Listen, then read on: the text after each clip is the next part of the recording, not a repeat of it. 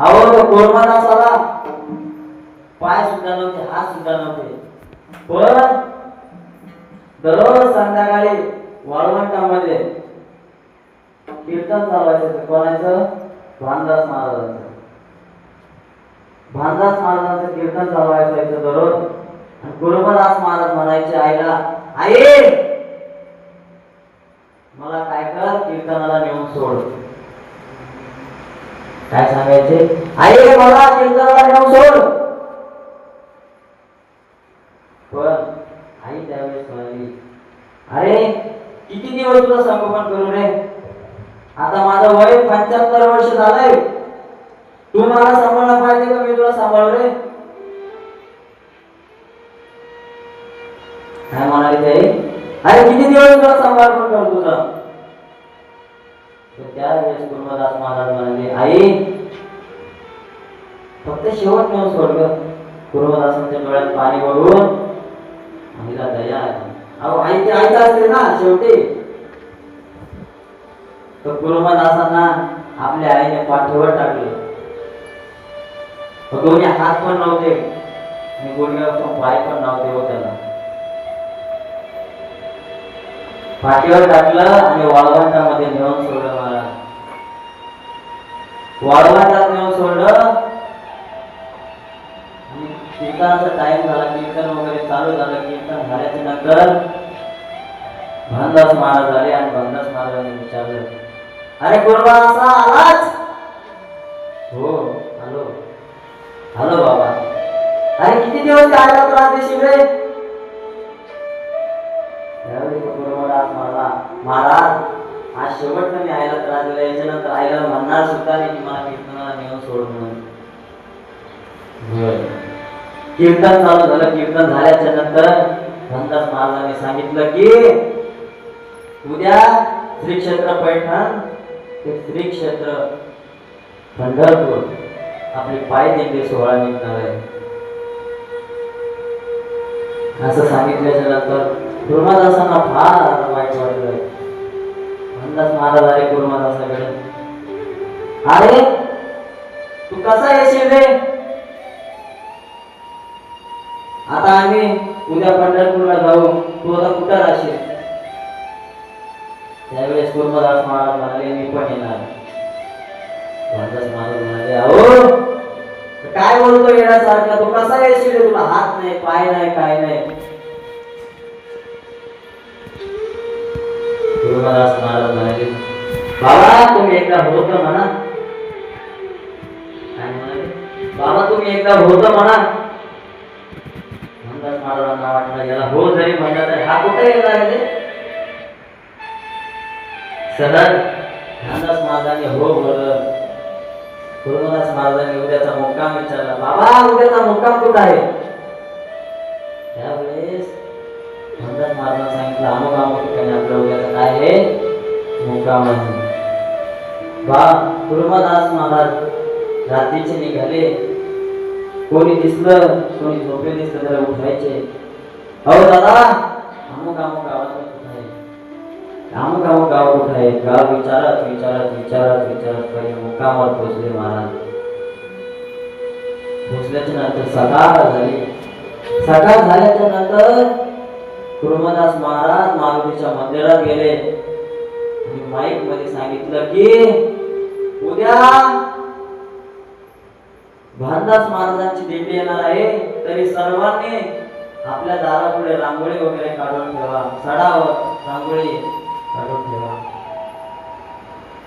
आणि त्यांच्यासाठी भाजी भाकर करून ठेवा. सगळ्या गावकऱ्यांनी तयारी केली. तयारी झाल्याच्या नंतर दुसरा दिवस आला आणि त्या गावात भानदास महाराजांची दिंडी आली. भानदास महाराज बघताय, अरे एवढं नियोजन कोणी केलं असेल? कोणी तर पुढे आलं नव्हतं. मग कोणी केलं असेल एवढं? बघितलं मारुतीच्या मंदिरामध्ये एका कोपऱ्याला गुरुदास बसलेला होता. भानदास महाराज आले. भानदास महाराज रडू लागले आणि गुरुदासाला म्हणाले, अरे गुरुदासा तू आलास? हो बाबा मी आलो. कस काय आला? नाही बाबा मी नाही सांगू. अरे सांग कस काय आला? बाबा तुमच्या होनी मी इथपर्यंत आलो. तुमच्या होनी मला इथपर्यंत आणलं बाबा. तुमच्या होनी मला इथपर्यंत आणलं. दोघं पण रडू लागले. गुरुमदासांनी जेवण वगैरे झाले आणि विचारलं, बाबा उद्याचा मुक्काम कुठं आहे हो?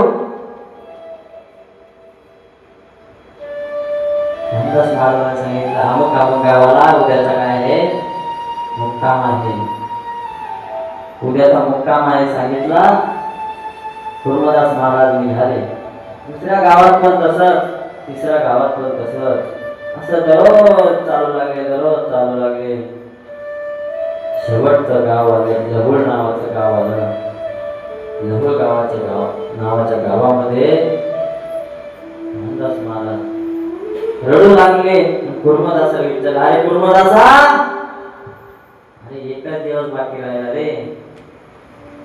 गुरुमदास महाराजांनी अन्न श्रवण केलं नव्हतं, पाणी श्रवण केलं नव्हतं. कारण आपल्या इथं 2 नंबर करायला कोण नाही. आपली आई होती तर आपली करत होती सेवा, पण आता कोण करेल? म्हणून गुरुमदासांनी अन्न सुद्धा श्रवण केलं नाही. गुरुमदास महाराज देवळ गावामध्ये आले. भंडास महाराजांनी विचारलं, अरे गुरुमदासा, आज शेवटचा मुक्काम आहे. उद्या आपण आता कुठं पोहोचू? पंढरपूरला पोहोचू सांगितलं. पण गुरुमदास महाराज जोरात रडू लागले. महाराज मी सांगितलं, बाबा मी नाही येऊ शकणार हो, मी नाही येऊ शकणार. काय नाही येऊ शकणार बाबा? गुरुमदास महाराजांच्या अंगावर थोडस आठवटाचं आसन होतं. गुरुमदास महाराज त्यास पूर्ण अंगातून रक्त निघते, खडे गुंतलेले. आपल्याला जरसा पिसाचा काटा जरी टोचला ना तरी कसं मस्त होतंय. पण गुरुमदासांना सगळ्या अंगामध्ये खडे गुंतले. तरी गुरुमदास म्हणाले, बाबा मी काही येऊ शकणार नाही. पंढरपूरला जाशाल ना तर 2 वेळेस आंघोळ करा, 2 वेळेस चंद्रभागेत स्नान करा. काय असं का? तुमच्या वाटचं आणि एक माझ्या वाटचं. पांडुरंगाचं दर्शन घेताना 2दा दर्शन घ्या. एकदा तुमच्या वाटचं आणि एकदा माझ्या वाटचं. त्या पांडुरंगाला सांगा, अरे पांडुरंगा, तुझ्या कर्मदासाचं ना पाप शिल्लक आहे, पाप शिल्लक आहे. सांगा त्याला. भंडास महाराज गेले, 2दा आंघोळ केली. एक त्यांच्यावरच, एक माझ्यावरच. 2दा दर्शन घेतलं.